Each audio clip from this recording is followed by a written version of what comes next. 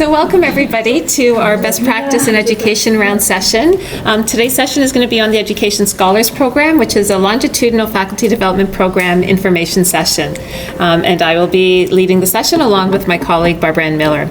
We'd like to welcome all of the sites who are participating today. So thank you to CAMH, Holland Bloorview, Michael Guerin, North York General, Ontario Shores, Princess Margaret Hospital, St. Joe's, Sunnybrook, Bridgepoint, Markham Stouffville, and Providence Health. Thank you all for making the time to join and spend some time with us today. And we also welcome those who are joining by webcast.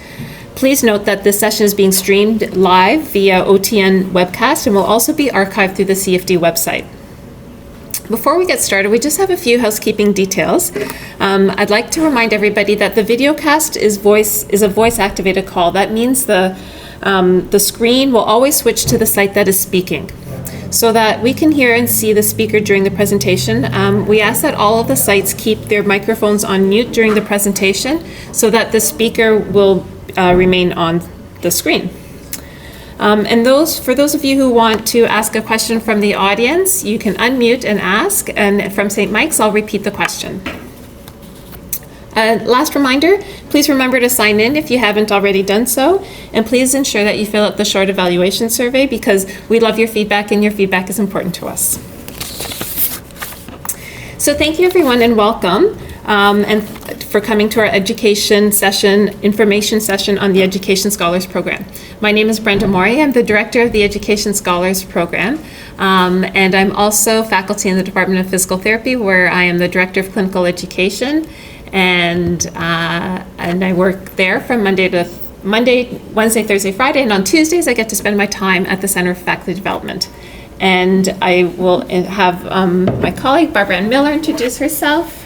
I'm Barbara Ann Millar. I'm the Associate Director for the Education Scholars Program. So I'm, again, get to come here once a week on a Tuesday, and the rest of the time I'm a radiation oncologist at Princess Margaret Cancer Centre.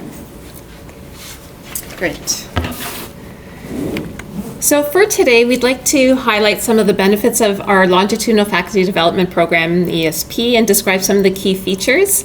We're going to share with you some perspectives from ESP alumni who've graciously agreed to come and spend some time with us, and then we'll also tell you how you can apply for our next cohort.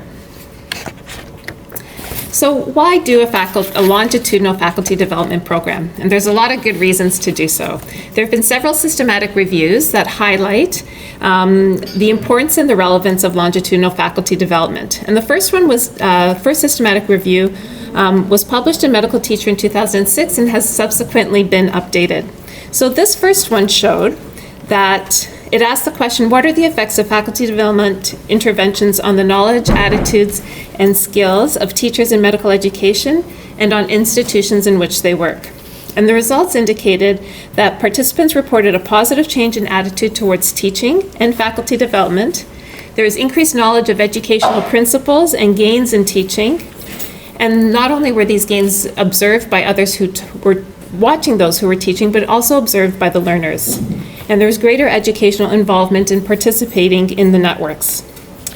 We also learned in that systematic review that effective faculty development programs included experiential learning, provision of feedback, effective peer and colleague relationships, and a well-designed session that models the essential practices of teaching and education.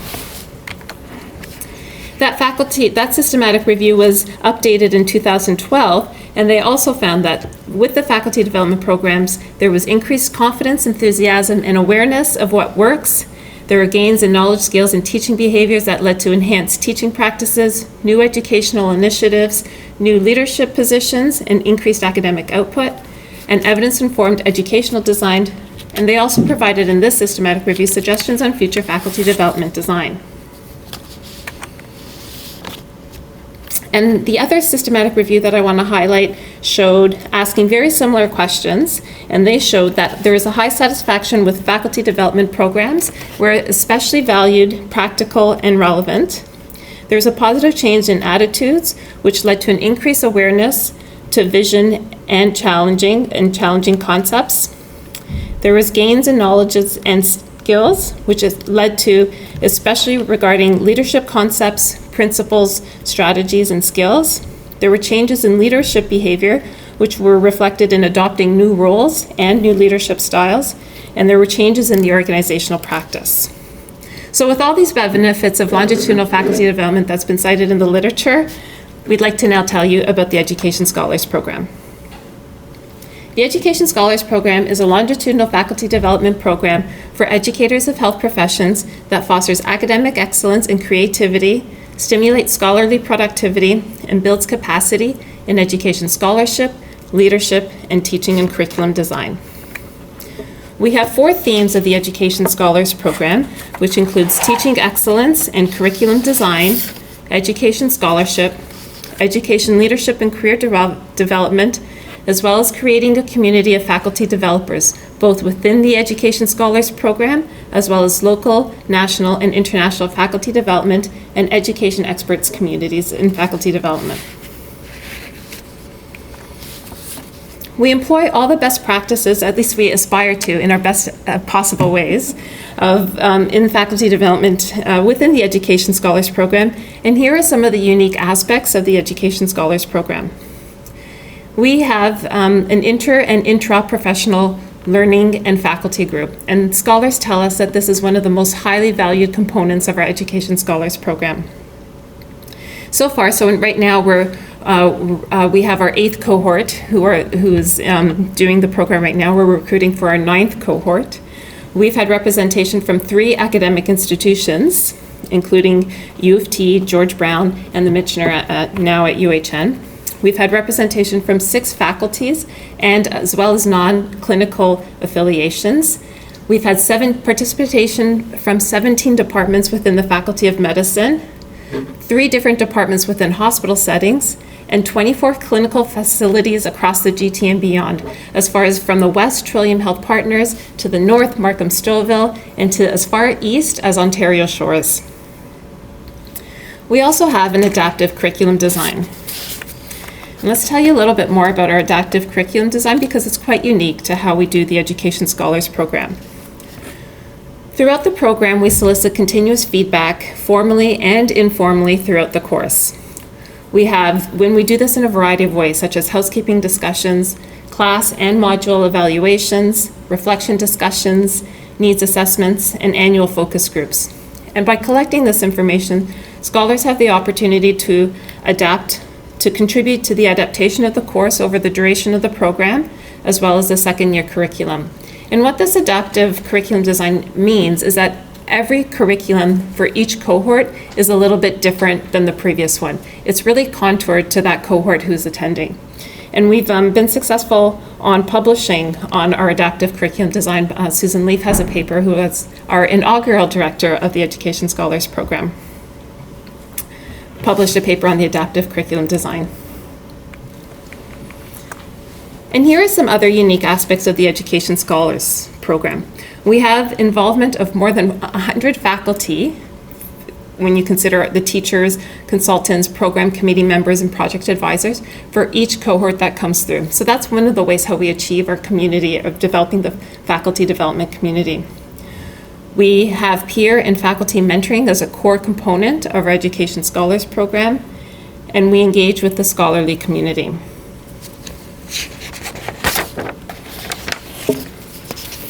So how do we do this in ESP? Because it seems quite a lot of stuff to be done, but very much I think one of the strengths of ESP is that it's an applied program. So it's making it really relevant and acutely aware of the changes within academic and educational settings throughout the whole diverse healthcare settings. So we do this by a number of different ways. We're very much, the program is aligned by topic-driven sessions. There are a number of assignments that the scholars within the 2-year program have to complete. We do very integrated knowledge translation in the sessions as well as experiential sessions. We create a community within the scholars and beyond the scholars with the faculty, and we provide extracurricular support for the group going through the program. So if you think, as Brenda mentioned, we have 4 overriding areas which we think about the way in which the topics are created for the Education Scholars Program. So each topic-driven session is aligned with either one of those areas or is a cumulative combination of multiple areas of that. So they can be on teaching and curricular development, education scholarship, leadership or faculty development. And each session during the course of the 2 years has either preparatory readings, either compulsory and additional ones if people feel very interested in that area, as well as assignments for the day. These are put on our in our educational Blackboard Quercus now that we're using, and the scholars have access to that in advance of the next week's programme. There's also active and collaborative learning methods used, and faculty who are brought into the programme use multiple different methods and educational theories in the creation of their sessions. So I mentioned the assignments. This is not to overwhelm everyone. There's lots of help and support with these, but in coming into the programme, we think it's important that people think about what they're actually coming into the programme for and what they want to get out of the programme. So we actually ask everyone to do a personal learning contract at the beginning of each year. During the course of the 2-year programme, we have a lot of work on reflective practice, both on journaling on a weekly basis during class, as well as reflection papers, of which there are 3 throughout the 2-year programme. During the time the scholars are in the programme, they are actually asked to give a lecture presentation in their own centre, one to share their knowledge that they've gained from within the Education Scholars programme, and they also get peer review from one of the other scholars who will attend that session and give them direct feedback about their session. In the second year, we have Scholars' Choice Workshop. We do a Delphi process to identify topics which this particular cohort of scholars are interested in. We then rate them, and then we pair the scholars up together to create a 90-minute Scholar Choice Workshop of their particular interest, which they then present to the other scholars within the programme. This is then given an open apprentice, with the scholars giving direct feedback to the scholars that are running the workshop. And we find the Scholars' Choice workshops have been very well received both within the programme, but many of the scholars will then take that forward and teach these workshops elsewhere, both in their own settings, but also nationally and internationally at conferences. And the 90-minute setup for that was very kind of well thought out, and the ability to be transportable beyond the setting of the ESP. So I mentioned about the Open Apprentice, that you get direct feedback from the scholars. They also do a apprentice report for each of the topic-driven sessions. So one of the scholars will be the apprentice, will meet with the person who's the faculty for that day in advance, and then will lead a session after the actual class of the day, and then formulate a cumulative report from the feedback of the group, which is then sent to the faculty for that session. We ask for the scholars to prepare their own personal bio and get used to how that present themselves in that way. They develop a scholarly project through the 2 years with help from project advisors and guidance, which we create through the programme, as well as regular scholarly project updates. They have to create a teaching philosophy statement, which is useful for themselves to think about what their teaching style is, and also for academic promotion to be thinking about that as they move forward in their career. We also are very involved in teaching leadership skills and how they might want to think about their career as they move forward. So our sessions are very well integrated for all of these topics and very experiential in the way in which they're delivered. We have reflection discussions within the group as a whole, the apprentice discussions we've talked about, the educational presentations that they have to take on within the class and external to the class. We have project group consultations where one of our faculty will lead a smaller group to help guide them through their scholarly projects, and the Scholars' Choice workshops. So these are some of the things that we're involved in, and these are some of the sessions from our photographs from our current cohort. And this is our current 8th cohort, who are 18 at this time, and we have somebody who's coming in and said, I'm not sure I'm in the right place. This is a multi-health discipline group. We have physicians, we have pharmacy, we have nursing, we have all sorts of different people from all across the health discipline. So if you're in health discipline, this is the right place for you. So one of our remits is to create this health educators community throughout locally as well as nationally and internationally. So we have 114 faculty currently involved in teaching our cohort at the present time, and they're local experts, national experts and international experts, and we really value the quality of the teaching and the teachers that come, and we have many faculty who will come back repeatedly. They enjoy working with our ESP group, and they get a lot out from both the being in the class with the group but also the feedback they receive. Wendy Levinson, who was the previous professor for the Faculty of Medicine, she said that the apprentice report that she got was the most useful feedback that she had received in any of the teaching sessions that she'd given. So always integrated into our model is a 30-minute break. Every class has 30 minutes break to enable the class to come together, to spend time knowing each other, to get some cognitive break as well from what can be sometimes intense learning, and that's one of our remits. Everybody gets fed before they come to class, and everyone gets a 30-minute break. We think that's key in enabling the educational sessions to be as accessible and to be as useful for people to be in the best place for learning.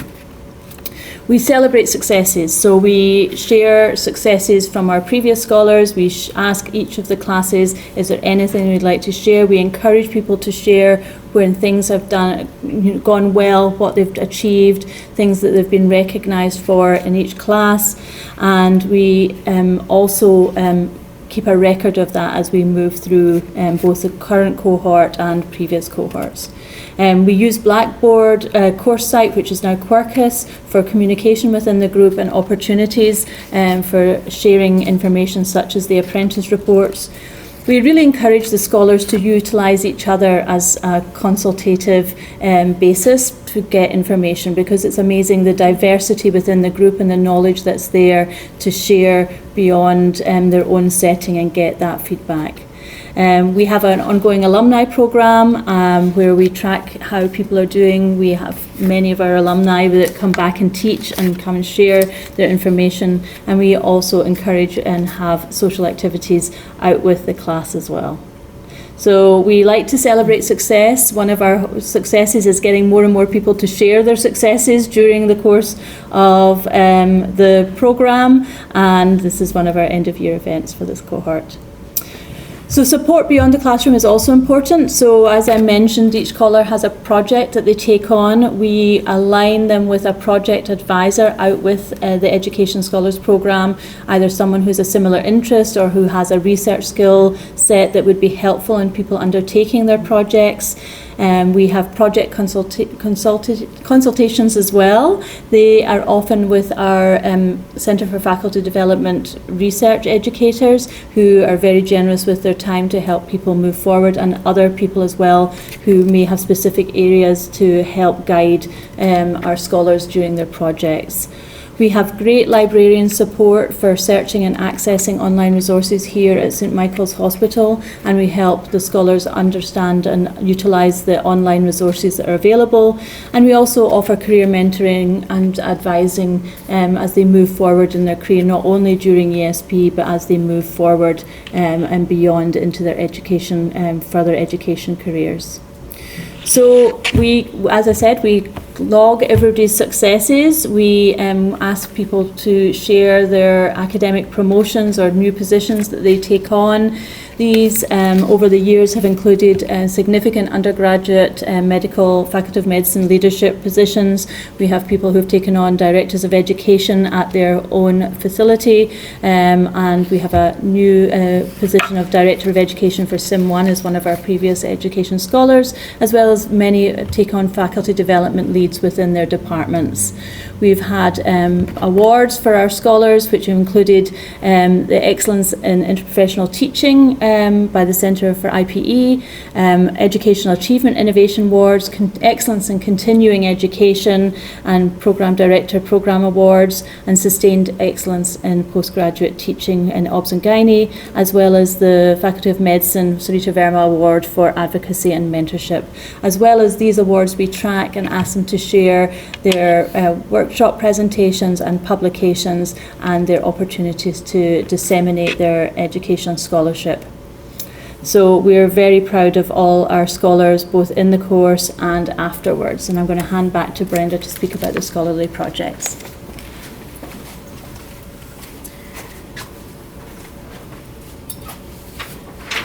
So one of the outcomes of the Education Scholars Program is presentation of their scholarly project, which is culminated in a poster.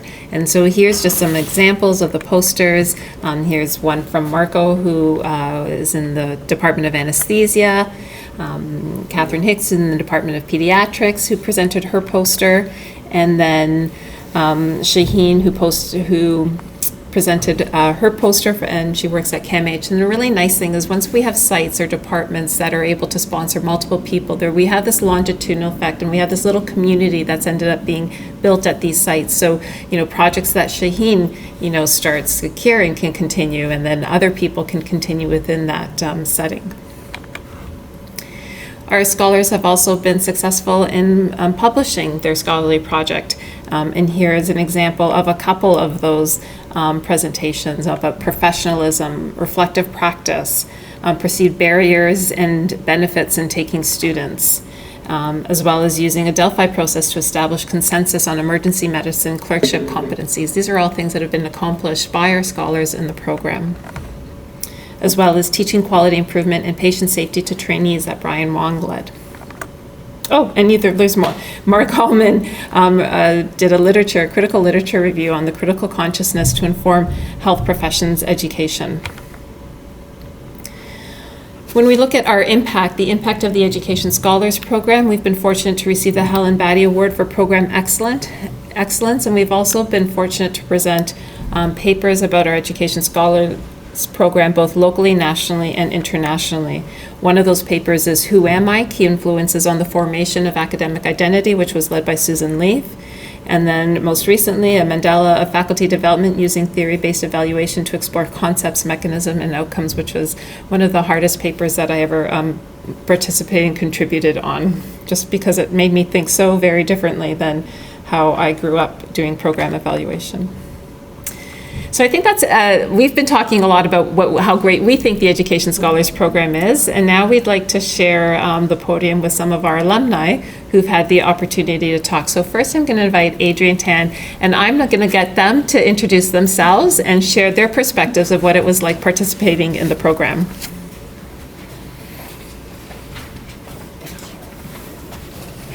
So good afternoon. Thank you for coming, I guess, during your, I don't know if this is your lunch break. So again, I'm Adrienne Tan. I'm a clinician educator in the Department of Psychiatry, and I did some counting. I think I was part of the third cohort of the Education Scholars Program. And like a good education scholar graduate, I asked Brenda, what is the prompt for this reflection that I'm supposed to give? I've been so entrained to reflections. But currently, I have lots of different hats, but I'm currently the inaugural Director of Postgraduate Medical Education at the University Health Network. I've done a lot of things in the past decade since graduating from the Education Scholars Program.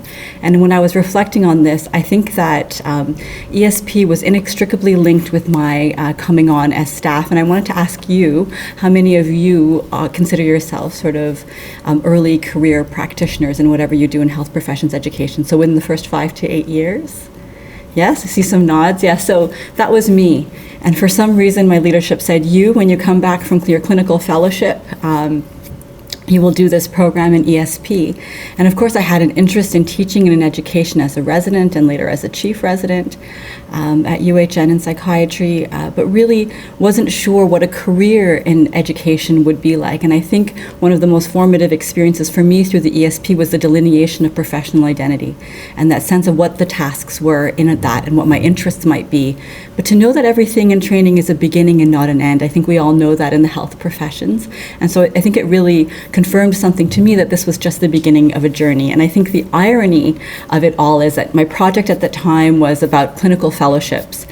In what I do, I'm a consultation liaison psychiatrist, and this past fall, we just submitted an area-focused competence application to the Royal College. So it took us a decade. It's $14,000 for the application, but it's funny how your career leads you in lots of different ways. And I also just started my master's in health professions education at the University of Illinois in Chicago. So many thanks to our VP of Education at UHN for agreeing to fund that. But it's funny that your career grows in lots of different ways, but ESP was a really firm foundation and the beginning also of a very robust community of practice. And I think that's so important, to feel like you belong somewhere in this vast world, and that you belong within the ESP, but also that you form links and relationships at so many other places. So in many, many ways, it was an opening up of an entire world that continues to open new things.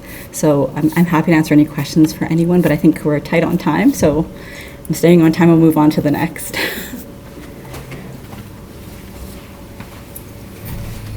And each of our speakers will be happy to answer questions after they finish talking. Now I'm going to invite Karen to come and share some of her perspectives with us. Karen graduated from this most recent cohort in 2018. Good afternoon, everyone. My name is Karen Sandhu. I'm an advanced practice clinical leader at CAMH. So I started thinking about how ESP impacted me in my career, and honestly, just the whole 2 years were wonderful and everything was so valuable. So when I think about the key takeaways for me, the first one really is that ESP really provided me with a framework for everything related to teaching and all the different components. I think a lot of times, I know for me, I ended up sort of transitioning into a teaching role, but often there's not much training or mentorship provided. I sort of did what I thought was best, also took away from my learnings as a learner and incorporated those. But ESP provided me with a framework and best practices for the different components. So some of those were identifying learner needs, curriculum design, and teaching methods. So by having a framework, I'm hoping that it contributes to me being a better teacher. I also hope that it maximizes learning for my learners as well. The second takeaway for me was really the leadership component. So I started ESP shortly after transitioning from a frontline social work role into a leadership role. And I think, like most of us in healthcare, I definitely had the imposter syndrome. And I think when I think about the qualities of a good leader, I think I sort of knew what those were, and I think we all have an idea. But ESP really helped me to understand how to incorporate that into my role in my career and what that really looks like. And helped me build my confidence and just made me feel more comfortable in my role as a leader. So I'm very grateful for that. And lastly, and I think the most valuable experience for me, is just the community that's created. BA and Brenda do such a great job in creating such a great learning environment. The faculty that come in have so much experience. They're tremendous teachers. I've learned so much. And also just from my cohort, there's so much experience. The discussions that we had and the support that's provided really was tremendous, and I think that was the most valuable experience for me. So thank you.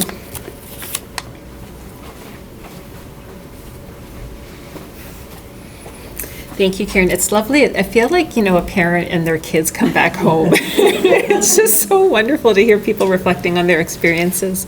I'm now going to invite Mark Weecroft, who is also in the most recently graduated cohort from ESP. Hi, so I'm going to demonstrate what I didn't learn on ESP, and that's about death by PowerPoint. But this is purely for my benefit, so that I try not to forget to say some important things. So first and foremost, I thought I needed to introduce myself because I always felt like I didn't quite fit the mold in ESP because I'm a surgeon. I'm also a UK-trained vascular surgeon. And all my background academically was basically in basic science. And all of my professional life, I'd been immersed in evidence-based medicine and/or surgical dogma since about 1993. And I'd had no formal education training, although I'd been informally teaching pretty much every day of my professional life since I graduated medicine in '99. And then I came on staff here at St. Mike's in 2012. So that's me as a professional. At home, I'm married, celebrated 19 years of marriage yesterday, so I'm a little worse for wear. I've got 2 children, aged 17 and 14, Thomas and Eleanor, who you see there, and when I'm not committed to work or the family, I'm out somewhere on the road on my bike. So ESP came as a huge shock to my system. Because all of a sudden I was immersed into language that I found completely unintelligible. In fact, there was way too much language. I felt that most of the papers that are written in education could be condensed down into a one-pager. And they didn't really seem to be based on any data to speak of that I recognized anyway. And there were lots of theories that I found very, very mind-boggling. So I honestly felt like a fish out of water when I first started. And I kind of wondered what I got into. However, as Kieran mentioned, one of the great strengths of ESP is the class that you're immersed into, and the great lengths and efforts that BA and Brenda go to make you gel and learn about each other. And I was immersed into this tremendous group of diverse people who I'd almost forgotten existed in my own little surgical world. We had psychiatrists, pediatricians, psychologists, neurologists, nephrologists, basically a whole bunch of very clever people who seemed to me to think an awful lot about what they were going to say, and also knew a lot already. And quite a few of them said some really clever stuff as well. So I kind of felt a little bit like this poor guy in the corner there. So the benefits over the 2 years I kind of thought about, and being a surgeon, I developed a surgical sieve and classified them into 3 separate areas: professional development, personal development, and key contacts. And although we can't deny that the professional development was very profound, I would actually reorder those into personal development at the top, key contacts in the middle, and professional development at the bottom, not to diminish it. So professional development, I set about learning essentially a whole new language, but that language and the knowledge behind it helped me develop a much greater understanding of learners, of teachers, and also the institutions and frameworks and constraints within which we work. And it also, maybe understanding's a little bit of an overstatement, but it got me started on understanding qualitative research and the evidence behind education practice. Personally, however, this is where I found the biggest gains. They really did teach me to step well and truly out of my comfort zone, doing all sorts of strange things, and some of which we won't go into. And through that, I learnt about my own strengths and weaknesses, and it gave me a very much deeper insight into the kind of person I am, the kind of professional I am, and also the kind of teacher I am, and also a learner. It made me more tolerant of myself and my own shortcomings, and also those of others. And one of the biggest benefits was being in the class and being surrounded by all these people who had no idea what I did. I didn't understand what they did, but everyone was suitably impressed by everything. And it was just really refreshing to get that time away from your usual grind. And then, of course, there's the contacts. So huge efforts are made to immerse you in the world of education. And to me, it seems like the axis of that earth goes straight through ESP and the Centre of Faculty Development here at U of T. It really is a world hub. It's a very well-renowned course and is led by, as we've heard, hundreds of extremely well-renowned and respected people. And really, this came into its own towards the end of my time on ESP, when I'd suddenly realized that I'd developed several educational videos for vascular surgery. I was appointed shortly after, well, in fact, at the end of the ESP, I got a job, a formal tenure at U of T as the Program Director of Surgical Foundations. Hot on the heels of that, I was promoted to Associate Professor.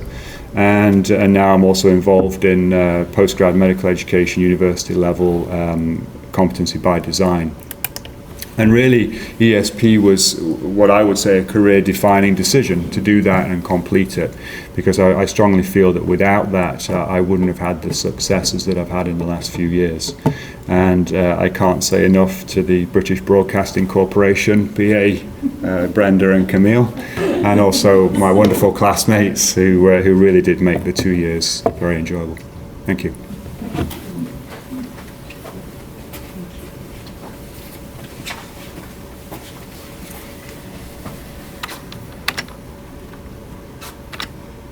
Thank you. So if you're considering being involved in an educational faculty development program, now's a really good time to be interested in education for a variety of reasons. From not only from a personal, professional, and the opportunity to establish key contacts, but it's a good time to be interested because the Faculty of Medicine is investing in education. There are promotion pathways for educators, whereas 15 years ago, 10 years ago, that wasn't really a viable option for promotion. There's an annual educational achievement day. You have the opportunity to apply for education development funds and other educational grant opportunities, and even some of your professional specific organizations are starting to recognize education and have little grants available, which, when we started out in this program, I was in the very first cohort for the Education Scholars Program, it wasn't even a possibility. Like, getting money for education was really hard. At the University of Toronto, just beyond the Faculty of Medicine, when you consider all of the health professions that we have involved in the Education Scholars, including social work, pharmacy, nursing, the University of Toronto has an annual Teaching and Learning Symposium.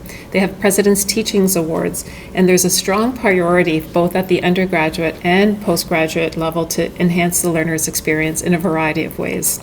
So not only are health professionals investing in education and faculty development, the whole university is. Sometimes we're asked, how is the Education Scholars Program different from a master's program? Well, our Education Scholars Program has a focus on education leadership and career development within the community, and it connects you to a community, which sometimes doesn't always happen in the Masters of Education, which can be beyond health professions. Our adaptive curriculum involves with each class, which might be different when you're enrolled in a master's program that has a bunch of courses and you're in a course with different people.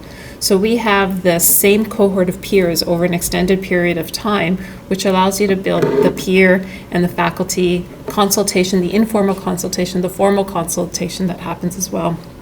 We also, in our efforts to build the community, expose the scholars to a large diversity of faculties and advisors throughout the program.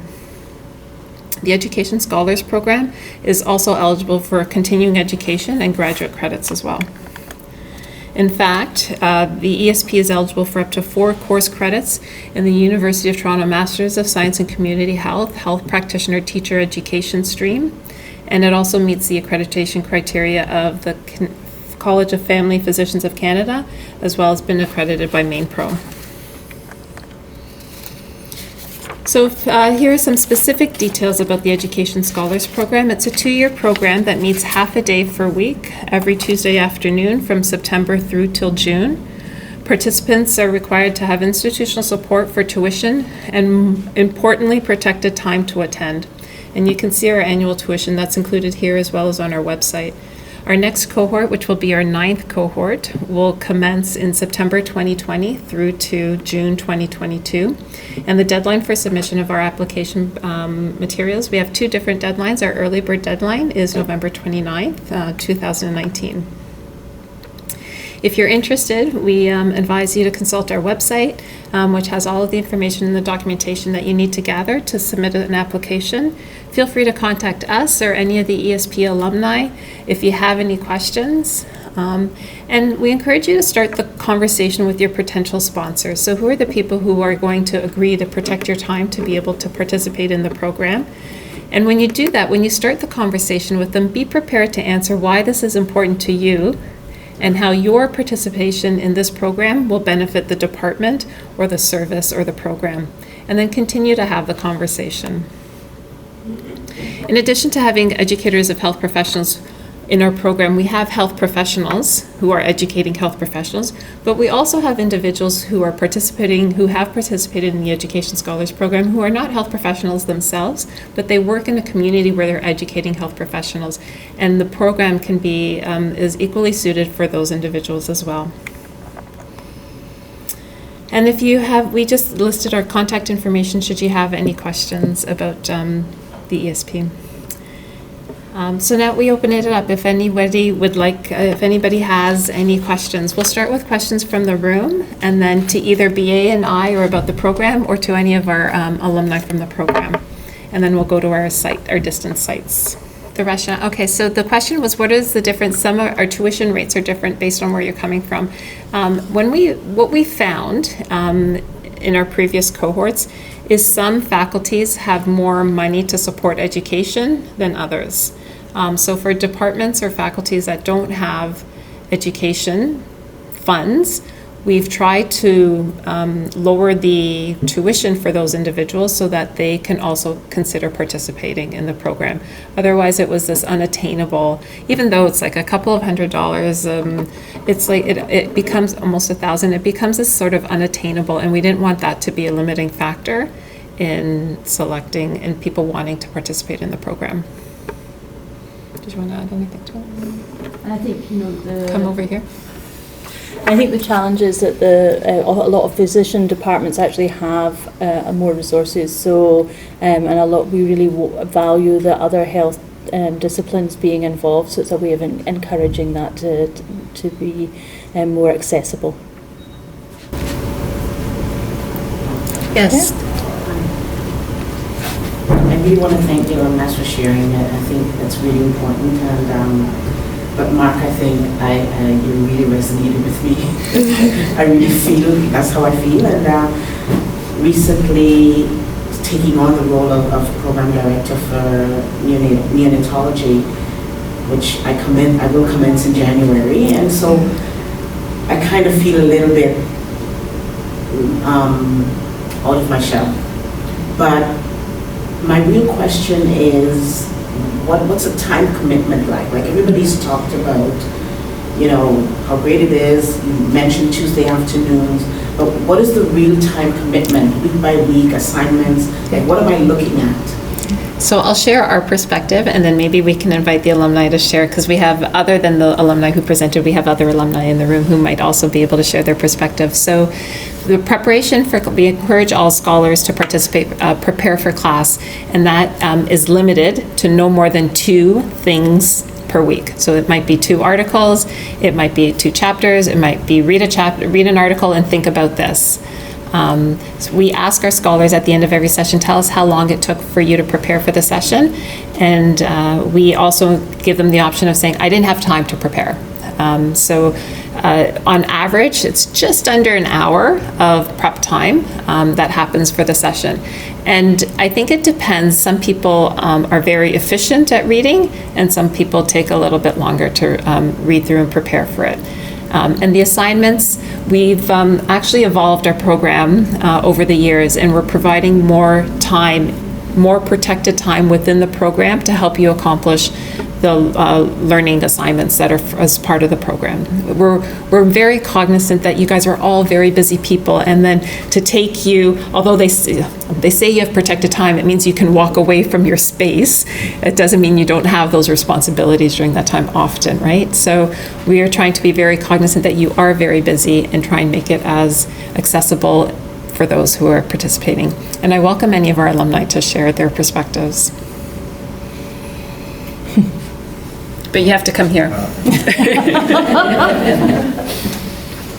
So I definitely fit into the category of the slow reader and learner. So I was fortunate insofar as my protected time was a whole Tuesday.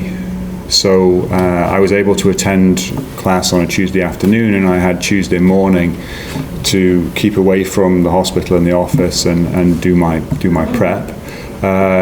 Granted, that was leaving it a little bit late, but it was protected. It was truly protected time. Now, I was lucky because I'm salaried, so that for me as a physician, that's not lost billing time. But I know that some of my colleagues really struggled with that because they were coming straight in from clinics, for example.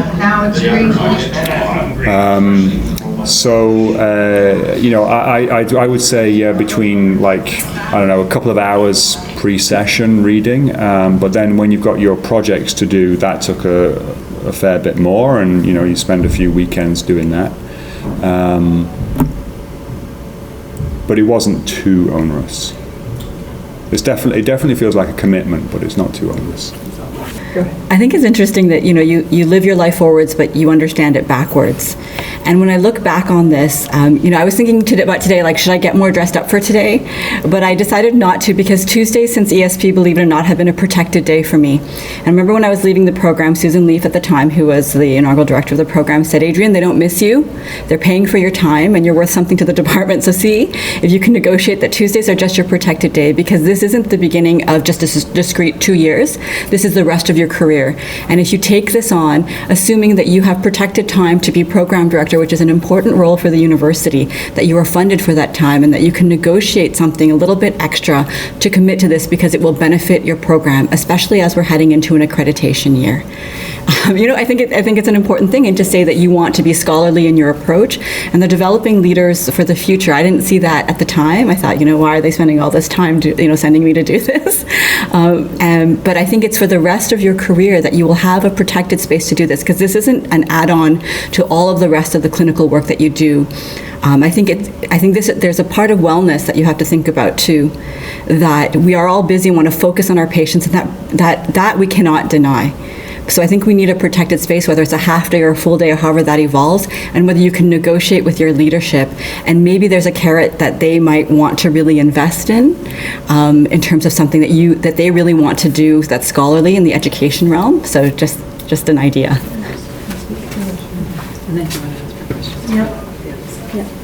So I'll maybe speak to your coming into being to program director. So I did the program back in 2006 to 2008. So I was the second cohort, and they kind of had thought I might do something education, but during the first 6 months, the program director, who was meant to be staying on for much longer, left, and that was me. I was thrown into the program director role, and I could not have done that role if I hadn't been in the Education Scholars Programme, and I was a Programme Director for over 9 years.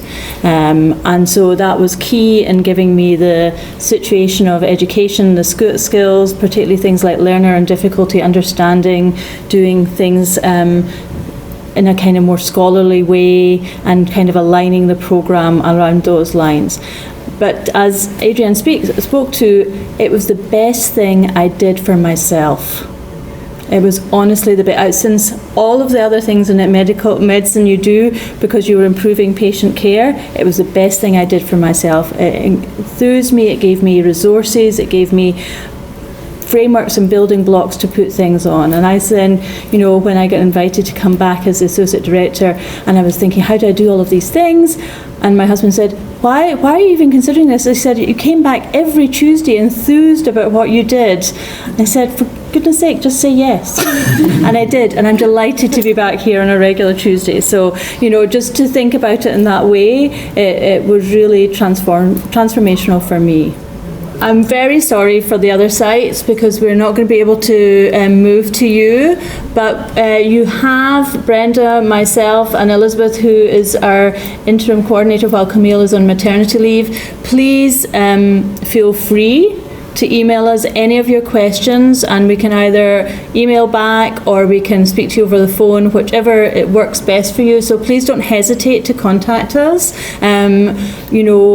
Even if you're not sure it's really the right fit, we'll help talk you through, and if we don't think it's the right fit, we'll try and put you to other resources that we think might be helpful. So please contact us if you have any further questions at all, and I'll hand over to Brenda.